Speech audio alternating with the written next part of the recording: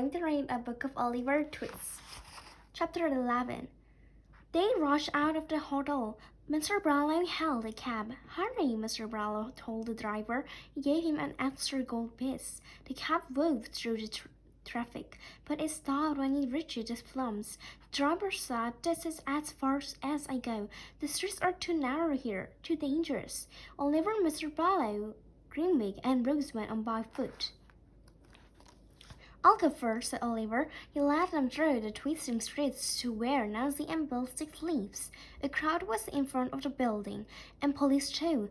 "What happened, officer?" Mr. Brownlow asked one of the policemen. "A murder," he said. Oliver sank, his voice shocked. "Who was murdering, sir?" "A girl, Nancy something," the policeman said. "Seems the killer was waiting for her. Beat her to death on the spot. Who knows why? These people are animals."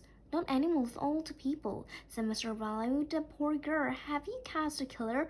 "He got clean away," said the policeman. "I'll be a job to hunt him down. This place is a jungle." "I'll be word for finding the killer," Mr. Brownlow shouted to the crowd. "And I'll add something to it," Grimwig shouted. "We do it for nothing," a man in the crowd said. "Nancy was a good shot, but it was Bill Sticks who done it.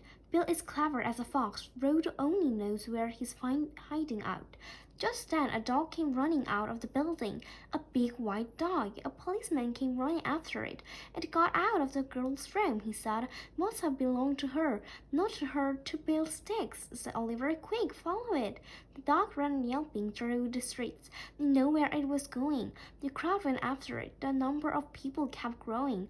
Everyone wanted to catch Nancy's killer. The dog stopped at a building. It hauled and clawed at the front door.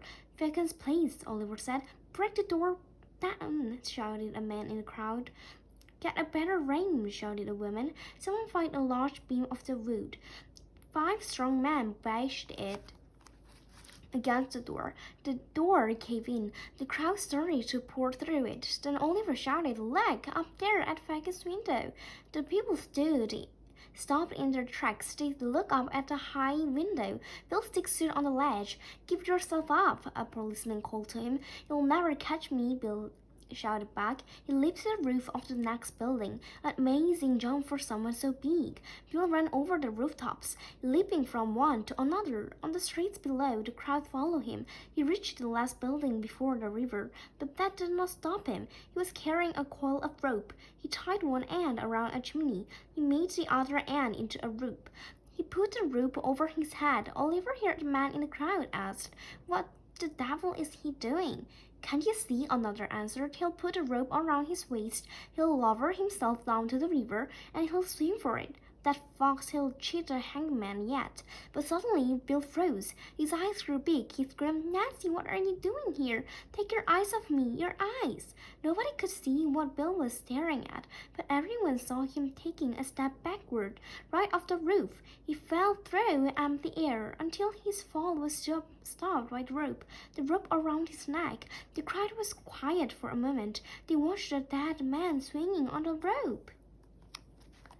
Then someone said it was like he saw a ghost. Another added, "I saw he cheat the hangman. He did the job himself." The crowd broke up, but the police was still on the job, and Oliver and his friends still have work to do. They all headed for Fagan's place.